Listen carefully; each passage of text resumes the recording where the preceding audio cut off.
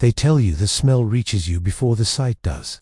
Imagine you're an Ottoman infantryman in the summer of 1462, marching with what you've been told is the most unstoppable army on earth. You were there when Constantinople fell. You watched ancient walls crumble under Mehdi's cannons. You've seen cities burn, heard men scream, and stepped over corpses so often that death has become another part of the landscape. But this is different. The column slows. Horses toss their heads, refusing to move. The officers are shouting, but their voices sound strange, thinner than usual. You taste something in the air, rot, sour and metallic, layered over smoke and summer heat. Then the men at the front simply stop. No one wants to take another step. You push your way forward, annoyed, until the ground in front of you opens into a clearing. At first your brain refuses to understand what you're seeing. It looks like a forest, rows and rows of tall bare trunks rising into the haze. Then you notice that the trunks bend, they bulge, some are twisted at impossible angles. And then you see a hand, a face, a mouth that was screaming until the throat rotted away. They're not trees, they're people, thousands of them. Bodies hoisted high on wooden stakes, arranged in rows so precise they could have been measured with a ruler. Some are black and swollen, long dead under the summer sun. Others are still moving. Fingers twitch, chests heave in shallow, rattling breaths. A few heads loll weakly, eyes glazed but not yet empty. Somewhere in that terrible expanse, someone is still conscious enough to moan, and the sound carries over the field like a sick parody of wind in branches. Your Sultan Mehmed II, the conqueror of Constantinople, the man whose name makes other rulers whisper, rides forward, stares at the field, and then gives an order that no one expected. The army turns around. What kind of human mind creates something like this? And maybe more disturbingly, how does a mind like that get made? To answer that, you have to wind time back 20 years, to a boy who didn't yet have a nickname, much less a reputation as the Impaler. It's 1442. Vlad is 11 years old. His father, Vlad III Dracula, Vlad, the dragon, rules a fragile little buffer state called Wallachia, wedged between two hungry giants, the Kingdom of Hungary and the Ottoman Empire. He's sworn oaths to both, broken promises to both, and now, to keep his throne, he offers something more valuable than gold. He sends two of his sons, Vlad and his younger brother, Rodu, as living guarantees to the Ottomans. It's not a metaphorical bargain with the devil. It has a name, a face, and a court. Sultan Murad II, father of the future Mehmed, the conqueror. The journey carries the boys away from the forests and monasteries of Wallachia to the palace at Idorn. They are not thrown in chains. There are no dungeon walls. Instead, they are given fine clothes, tutors, horses. They learn Turkish and Arabic. They study the Quran, philosophy, mathematics, warfare. On the surface, it looks like elevation of provincial princes' sons invited into the beating heart of the empire.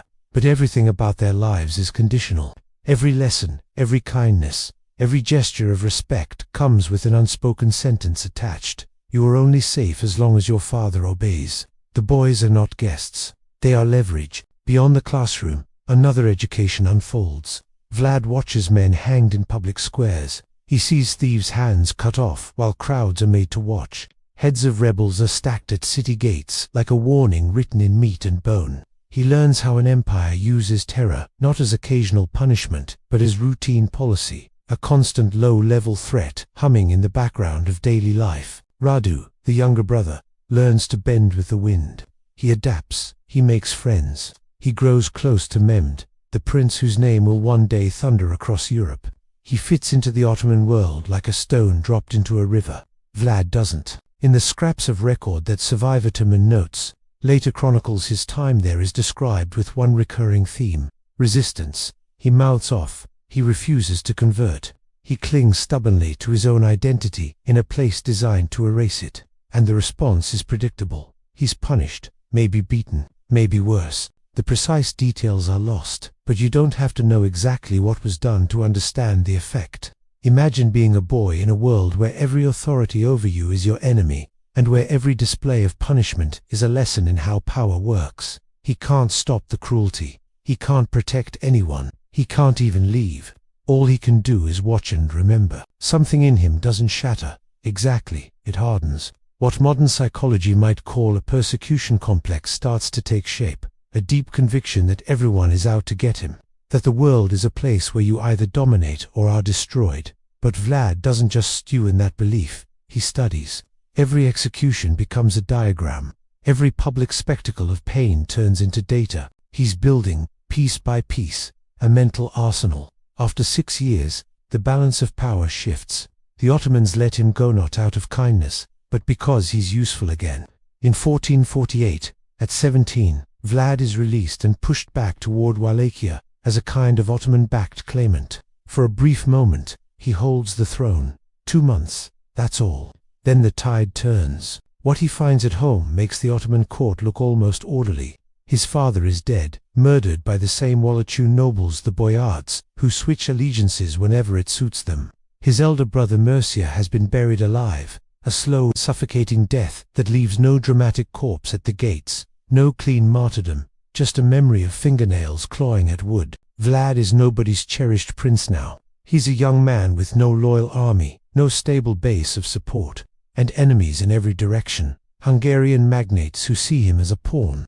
Ottoman officials who see him as an asset to be moved on a board. Wallachian nobles who see him as one more temporary ruler to use and discard. He loses the throne almost as soon as he grasps it. The next 6 years of his life vanish into the thin lines of the chronicles. Exile, wandering, moving from one court to another, attaching himself to Hungary's King John Hunyadi, learning European styles of war and intrigue. But don't imagine him idle during this time. If the Ottoman years taught him the mechanics of terror, these wandering years teach him something else. Just how fragile a country like Wallachia is, how easily it can be broken when power stays in the hands of men who think only of their own survival. By 1456, the world around him is on fire.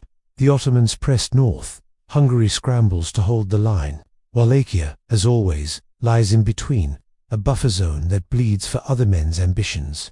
Hungarian backing and Ottoman pressure happen to align in his favor, and Vlad rides back across the border at the head of an army. Not as a hostage, not as a claimant, but as a prince determined never to be powerless again. He wins. Vlad takes the Wallachian throne a second time.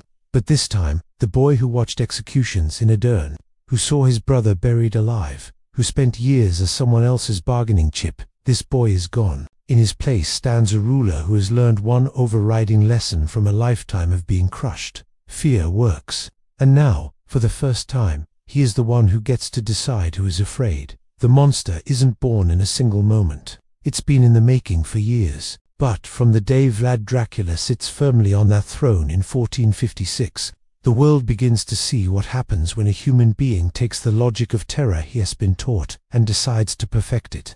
Vlad's coronation feast in 1456 should have been a moment of triumph. The long-awaited restoration of a broken prince returning to reclaim the throne stolen from his family. The boyars, the same nobles who had once buried his brother alive and murdered his father, arrived wearing embroidered coats, heavy jewelry, and expressions carefully arranged into polite loyalty. They thought they understood the game. They had outlived princes before. They would outlive this one. As the feast began, servants refilled cups, musicians played courtly dances, and murmurs of flattery floated up to Vlad's throne. But somewhere behind Vlad's eyes, calculations were unfolding, not just political ones, but personal ones, the kind that come from wounds that never fully healed. At the height of the feast, Vlad rose. The hall fell silent, expectant. He looked down at the long tables of smiling nobles and asked a single question, spoken softly enough that the room leaned in to hear it. How many princes of Wallachia have you lived through? It was a trap disguised as curiosity, but the boyards didn't see it. They answered proudly, some claiming 6, others 10, a few even more. They thought they were proving their political cunning, their experience, their indispensable value. What they were really proving was how many rulers they had betrayed. Vlad smiled, a small, sharp thing that did not reach his eyes. Then he gave the order. Guards swarmed the hall. The same nobles who had been raising wine cups moments earlier were dragged screaming from their seats. Those too old or frail to work were taken outside the palace walls, where wooden stakes had already been prepared. Vlad didn't invent impalement, but he refined it with a cold precision the boyars had never imagined. The older nobles died slowly over hours, their screams drifting back into the hall where Vlad resumed his meal as if nothing had happened. But the younger and stronger boyards were not given the mercy of a swift or even a slow death.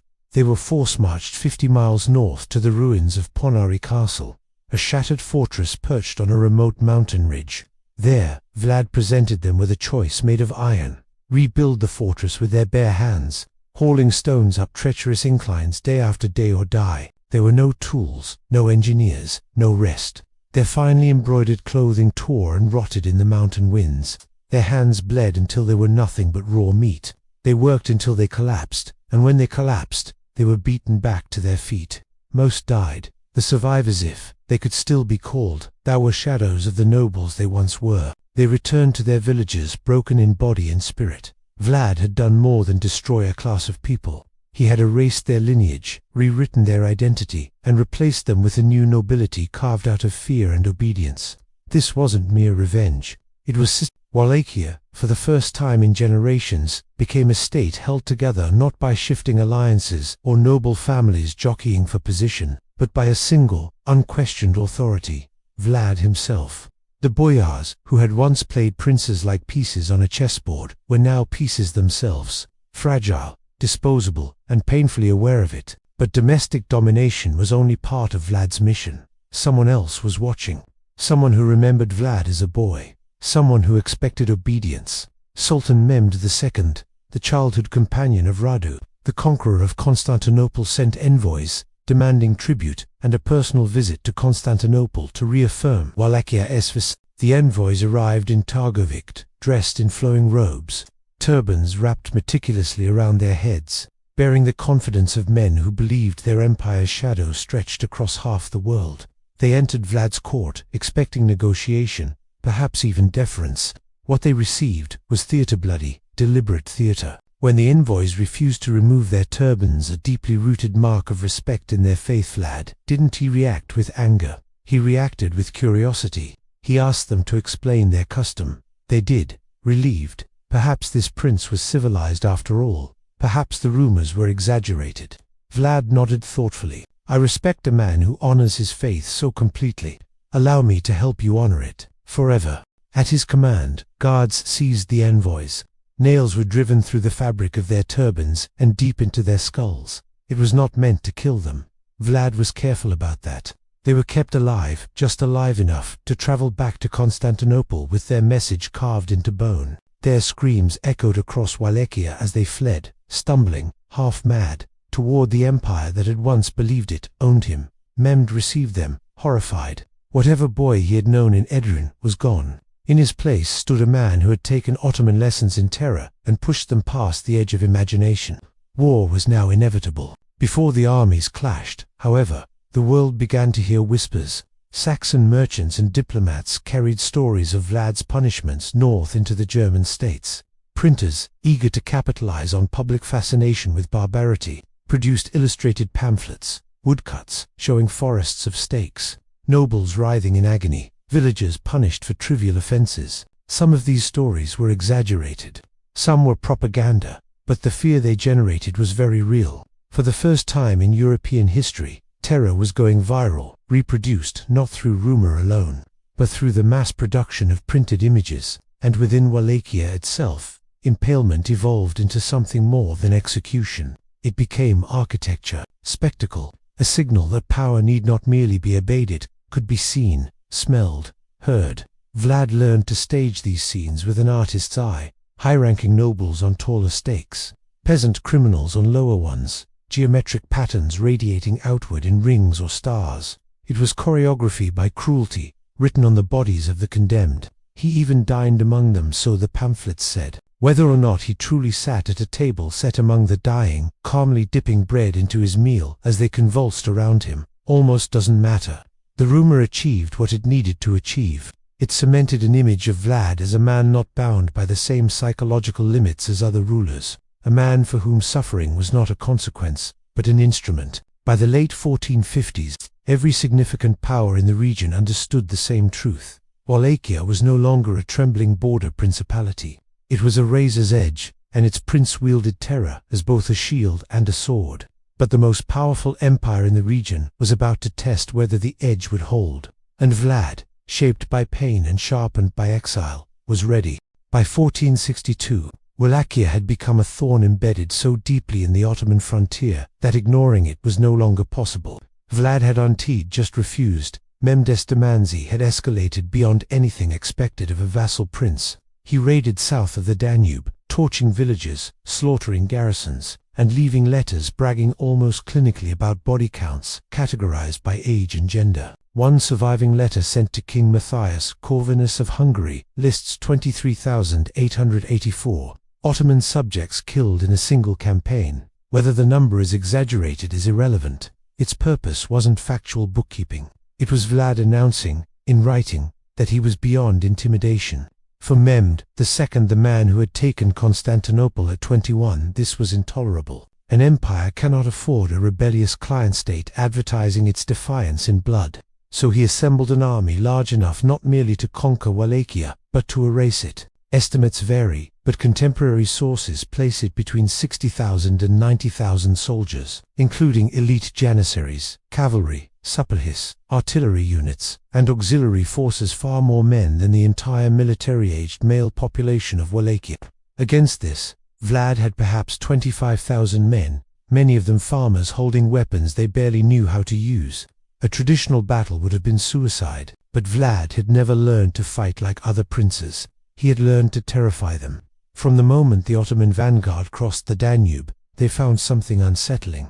Nothing. Villages emptied, livestock driven into the forests, wells poisoned with carcasses, food stores burned, fields stripped bare. The land itself had been turned into a weapon. Where European kings fought over territory, Vlad fought over morale. He was trying to hold ground. He was trying to hollow out the invading army's mind. Hunger gnawed at the soldiers. Thirst pressed on them. Every abandoned hamlet felt like a trap. Every empty field felt wrong.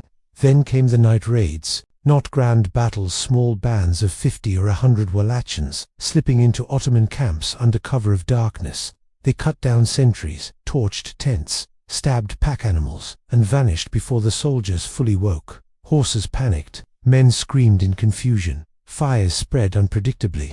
This happened night after night. Imagine trying to sleep after that. By June, Memdes's army was exhausted and frightened. An army marching through an open graveyard created by their enemy. And this was precisely the moment Vlad chose to strike his masterpiece. The night attack, June 17, 1462. Vlad had learned from captured Ottoman soldiers exactly where the Sultan's personal tent stood. He gathered a force of roughly 10,000 men, many disguised in Ottoman uniforms taken from earlier raids. Under the moonless sky, moving with the precision of wolves, they slipped past the perimeter. Then all hell broke loose.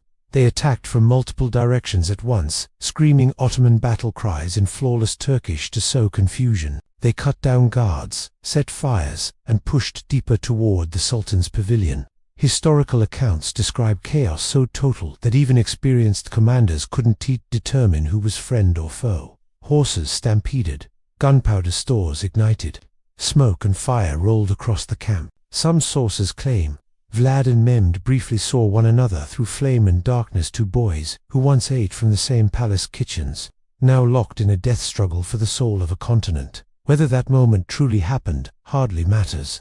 It is the kind of detail that history bends toward because it feels inevitable. But the janissaries held. They formed a human shield around Mehmed, buying just enough time for the Sultan to be moved to safety. Vlad, realizing he could not cut his way through, withdrew into the night. Ottoman casualties were likely around 2,000, not devastating in military terms, but psychologically catastrophic. The Sultan of the Ottoman Empire had almost been assassinated in the center of his own army. There is no greater violation of confidence than that. From that night onward, panic spread. Men tightened their helmets until they cut their foreheads. Nobody wanted to sleep. Even the wind in the grass sounded like approaching footsteps. And then they saw it. The forest of the Impaled. Even centuries later, no description quite matches the reality chroniclers tried to capture.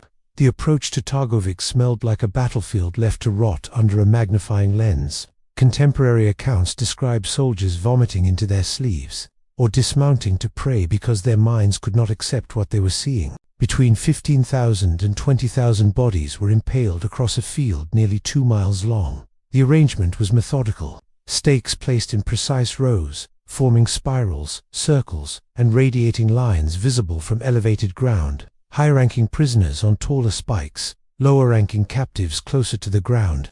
Some victims had been dead for weeks, bloated, blackened, ruptured by heat. Others had been impaled more recently. A few, horrifyingly, were still alive. A Byzantine chronicler wrote that their moans carried like the hum of insects in summer. At the center of the grotesque tableau, on the tallest stake, was Hamza Pasha, a commander captured in an earlier skirmish, left in full uniform as a personal greeting for the Sultan. When Mehmed II saw this, he reportedly stopped, silent. His officers waited for him to speak. What he said, according to the chronicler Chalcondyles, was not anger but something closer to admiration mixed with dread. It is not possible to defeat a man who does such things. In that moment, the most powerful ruler in the region made a decision. He ordered a retreat. The Ottoman Empire, the juggernaut that swallowed nations, turned back from a principality smaller than some of Mehmed's provinces, not because its armies were defeated, but because its spirit was broken. Vlad the Impaler had achieved what few rulers in history ever managed. He won a war by breaking the enemy's mind. But terror is a weapon with no safety, and the hand that wields it eventually bleeds. Vlad's greatest victory was also the beginning of his end. You might imagine that after turning back the greatest military machine of his age, after forcing the mighty Ottoman Empire into retreat, by sheer force of psychological warfare, Vlad would be celebrated across Christian Europe as a savior, a shield against the crescent, a hero who achieved the impossible. And for a brief moment, he was. The papacy sent praise. Hungarian nobles toasted his name. Letters circulated, calling him the champion of Christendom. But admiration from afar is easy. Admiration from within Wallachia, people had to live under him, was another matter entirely. The same brutality that shattered Mehmed's army did not switch off when the Ottomans left. Terror was no longer a tactic deployed in times of war. For Vlad, terror had become governance itself. In the months after the Ottoman retreat, the impalements didn't stop. They simply changed targets.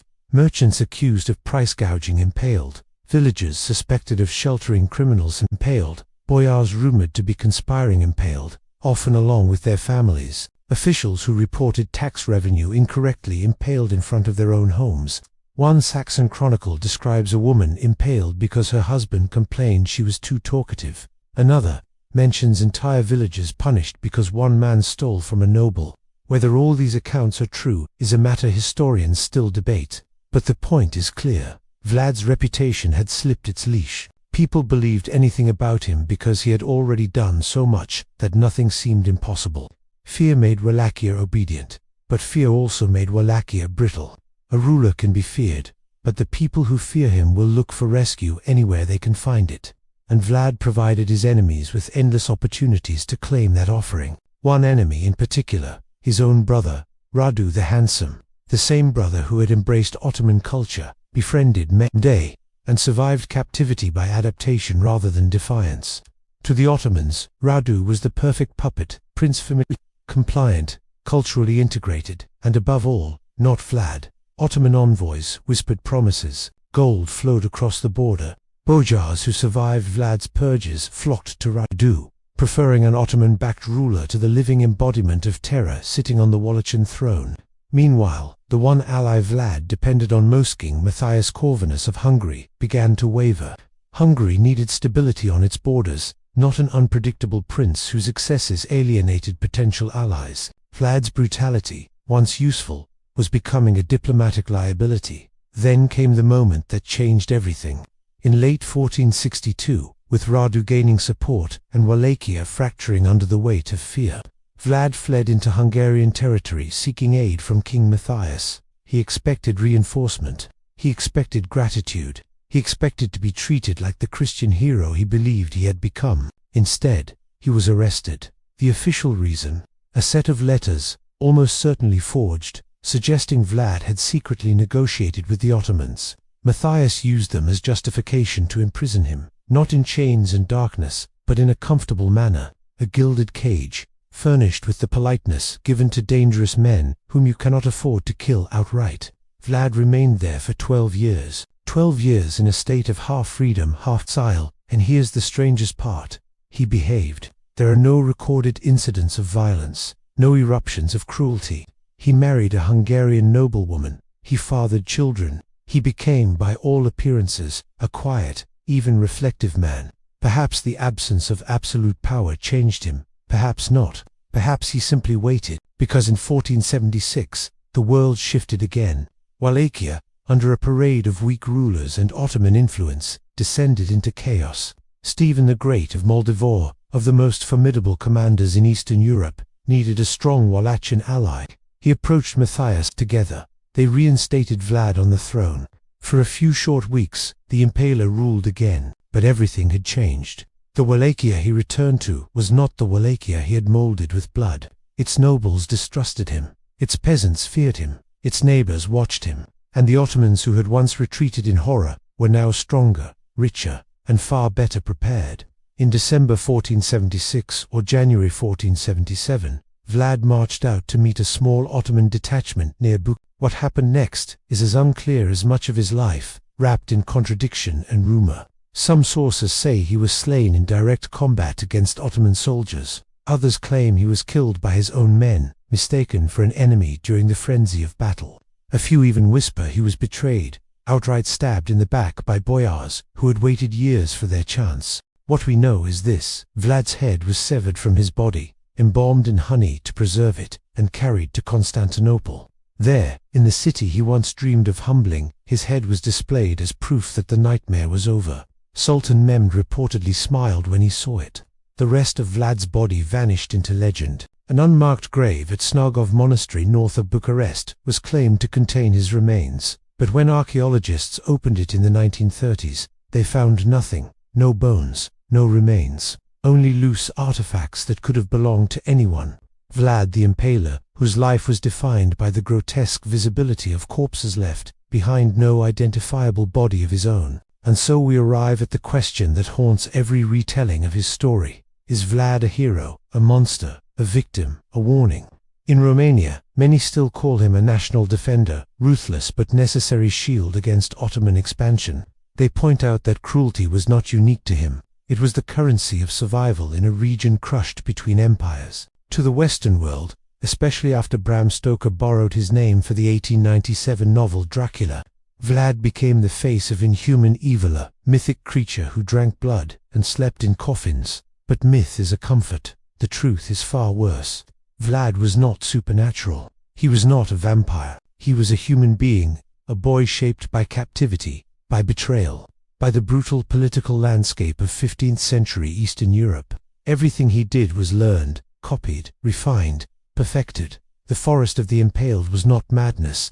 It was logic twisted, but logical. A survival strategy taken to its bleakest possible conclusion. And the chilling lesson beneath it all is this: terror works, at least for a time. It wins wars, it turns armies, it reshapes nations. But terror is also a blade that never stops cutting, even when the hand that grips it is the only thing left to bleed. If you want to keep exploring the dark corners of history, the places where human nature reveals its sharpest edges, because the most frightening stories aren't the ones about monsters, they're the ones about people.